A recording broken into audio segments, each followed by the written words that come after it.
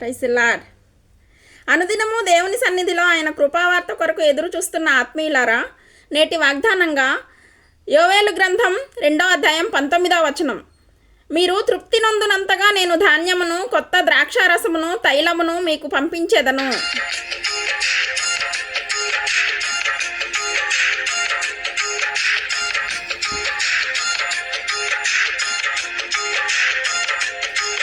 కన్న తల్లి తన బిడ్డను ఎత్తుకుని బిడ్డకు ఎంతో తృప్తిగా ఉంటుంది. ఎందుకని?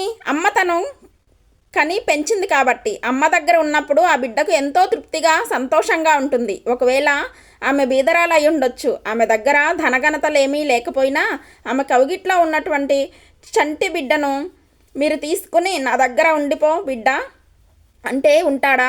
ఆ బిడ్డకు మీరు ప్రామిస్ చేయొచ్చు, ఈ కార్లు, ఈ వాహనాలు అన్నీ నీకు రాసిస్తాను, నీ పేరు మీద ఇంటి డాక్యుమెంట్స్ కూడా నీ పేరు మీద రాసిస్తాను, ఈ వస్తువులన్నీ నీకే ఇస్తానని చెప్పండి. ఆ బిడ్డ మీ దగ్గర ఉంటాడా? ఉండడు. ఘీ పెట్టి కేకలేసి ఏడుస్తూ ఉంటాడు, కన్నీళ్లు కారుస్తాడు, గుక్క పట్టి ఏడుస్తాడు. ఎందుకో తెలుసా? తల్లి దగ్గరికి వెళ్తేనే వాడికి ఆదరణ. మీరిచ్చే వస్తువులు ఎన్ని వాడిని తృప్తిపరచలా. ఇంటి డాక్యుమెంట్స్ కూడా అన్నీ వాడి పేరు మీద రాస్తా అన్నా వాడికి సంతోషం లేదు.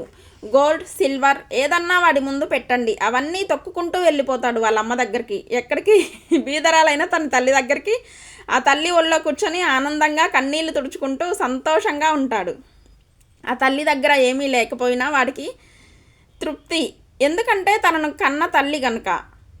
ఈరోజు మన ఆత్మను చేసిన దేవుడు, సృష్టికర్త అయిన దేవుడు ప్రతి నరుణ్ణి కూడా నేలమట్టి నుండి కలుగు చేసి, నేలమట్టి నుండి తీసిన బొమ్మలోనికి జీవాత్మను ఊదినవాడు ఆయనే. మన దేహంలో ఉన్న ఆత్మ ఆయన కలుగు చేసిందే. ఆ ఆత్మకు తృప్తి ఎప్పుడో తెలుసా దేవుని బిడ్డ? ఆయనను కలిగి ఉన్నప్పుడే, ఆయనను చేరినప్పుడే, ఆయన సన్నిధిని మనం పొందినప్పుడే. అంతేకాని భూ సంబంధమైన వస్తువులు మన ఆత్మను చేయలేదు. కాబట్టి ఎన్నటికీ భూమి మీద ఉన్న ఏ వస్తువు కూడా మీ ఆత్మను తృప్తిపరచలేవు. మహారాజుగా జీవించిన వ్యక్తి అన్నాడు, అన్నీ అనుభవించాడు, అన్నిటినీ చూశాడు, చివరికి చెప్పిన మాట ఏంటంటే ఎందులోనూ తృప్తి లేదు, అంతా వ్యర్థము. ప్రసంగి 12వ అధ్యాయం 13వ వచనం. దేవుని సన్నిధిలో ఉండటం బెటర్. దేవుని యందు భయభక్తి కలిగి ఉండడం, ఆయన ఆజ్ఞలకు లోబడి ఉండడమే ఇదే మానవ కోటికి శ్రేష్టమైనది. ఇదే విధి అంటాడు. దానికి మించిన ధన్యత, తృప్తి ఎక్కడా దొరకదంట. నిజమే. దావీదు భక్తుడు కూడా అంటాడు, కీర్తనలు 16వ అధ్యాయం 11లో, నీ సన్నిధిలో సంపూర్ణ సంతోషం కలదు. తృప్తినిచ్చేవి, నిజమైన సంతోషాన్ని కలుగజేసేది దేవుని సన్నిధి. సేవను మీకు ఇస్తే సేవా పరిచర్య యథార్థంగా చేయాలి. మనం చేస్తున్న పనిలో కూడా తృప్తి కలిగి ఉండాలి.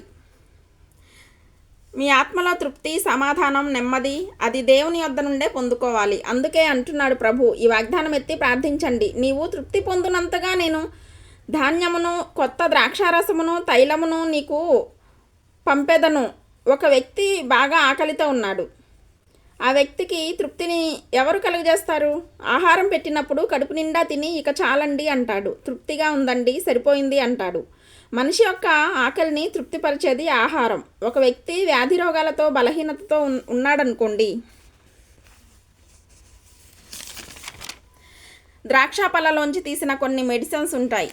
అవి ఆ వ్యక్తికి ఇచ్చినప్పుడు ఉపశమనం కలిగి ఆ వ్యక్తికి అనారోగ్యం, బాధ, నొప్పి తొలగిపోయినప్పుడు శరీరం తృప్తి పడుతుంది. ఆ నొప్పి నుండి బయటపడుతుంది. తైలం దేనికి సాదృశ్యంగా ఉందంటే పరిశుద్ధాత్మ దేవుని యొక్క అభిషేకానికి సాదృశ్యంగా ఉంది. తృప్తి లేని క్రైస్తవులు అనేక మంది ఈ లోకంలో ఉన్నారు. పరిశుద్ధాత్మ అను అనుభవంలోకి రండి. ఆత్మదేవుణ్ణి కలిగి ఉండండి. రోమాపత్రిక 8వ అధ్యాయం 14వ వచనం. దేవుని ఆత్మ ఎందరు నడిపింపబడుదురో వారందరూ దేవుని కుమారులై ఉందురు. ఆత్మదేవ నన్ను బలపరచు, నడిపించు. నా ఇంటిని, నా కుటుంబాన్ని ఎలా నడుపుకోవాలో తగిన జ్ఞానం నాకు దయచేయి. నేను ఎదుర్కొంటున్న పరిస్థితులు జయించగలిగేటువంటి వివేకము, జ్ఞానము నాలో కలుగజేయమని ప్రార్థన చేయండి. యెషయా 11వ అధ్యాయం 1-2 వచనాల్లో, యెహోవా ఆత్మ జ్ఞాన వివేకములకు ఆధారమగు ఆత్మ, ఆలోచన బలములకు ఆధారమగు ఆత్మ, తెలివిని యెహోవా ఎడల భయభక్తులను పుట్టించు ఆత్మ అతని మీద నిలుచును. ప్రభువు తన ఆత్మ నుంచినప్పుడు ఎక్కడ లేని తృప్తి కలుగుతుంది. దైవజనమా, అందుకే పరిశుద్ధాత్మ పూర్ణులైన వారు అనేక మంది ఎంతో తృప్తిగా దేవుని సేవ చేయగలిగారు, సువార్త పరిచర్య చేశారు. వారికి కష్టాలు నష్టాలు ఎన్నున్నా ఎన్ని వచ్చినా ఆత్మ నడిపింపులో ఉన్నారు కనుక ఇవేమీ లెక్క చేయలా, వాళ్ళు తృప్తిగా సువార్త పని చేశారు. ఈరోజు ఆయన కనికరం చొప్పున, ఆయన యందు దయ చొప్పున ఈ వాగ్దానం మీ పట్ల, మీ కుటుంబం పట్ల, మీ పిల్లల పట్ల ప్రభు నెరవేర్చునుగాక. ఓ చిన్న కీర్తన పాడుకుందాం దైవజనమా.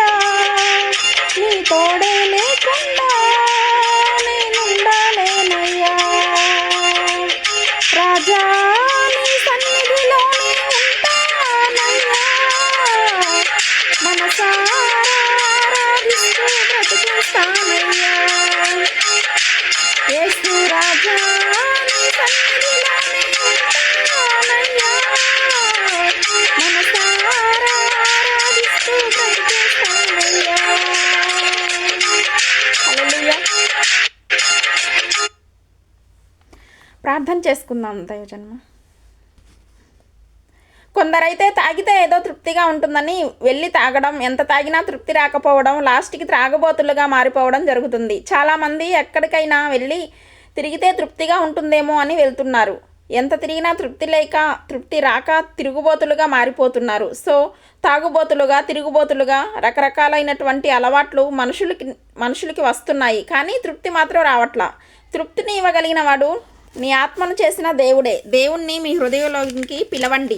దేవుని సన్నిధిలో ప్రార్థించడం, దేవుని సన్నిధిలో మొరపెట్టడం, దేవుని యందు భయభక్తి కలిగి ఉండడం, దేవుని సహాయాన్ని కోరుకోవడం, ప్రార్థన రూపంలో మీరు అడగండి. మీ భారం ఆయన మీద మోపండి. ఖచ్చితంగా మీరు ఈరోజే ప్రభువు అనుగ్రహిస్తున్న తృప్తి, సమాధానం, నెమ్మది మీ సొంతమవునుగాక. చిన్న ప్రార్థన చేసుకుందాం దైవజనమ. ప్రార్థన చేసుకుందాం. పరలోకమందున్న మా ప్రభువా, ఈ వాగ్దానం మా పట్ల నెరవేర్చమని అడుగుతున్నాను. పరిశుద్ధమైన మా ప్రియ తండ్రి, మీరు వాగ్దానం చేసిన రీతిగా మేము తృప్తి పడేంతగా మీరు మాకు ధాన్యమును, ద్రాక్షారసమును, తైలమును ఇస్తా అన్నారు.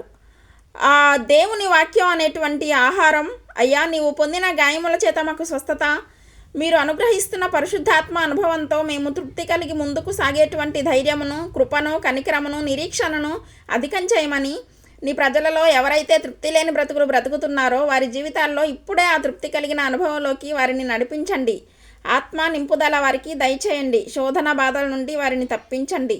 నీ ప్రేమతో వారిని నింపండి. నీ సహాయం వారికి అనుగ్రహించి నీ చిత్తంలో వారు కొనసాగులాగున మరెన్నో మేలులు పొందే విధంగా వారిని ఆశీర్వదించి దీవించి వర్ధిల్ల చేయమని నజరేయుడైన యేసుక్రీస్తు నామంలో అడుగుతున్నాం మా పరలోకపు తండ్రి. ఆమెన్.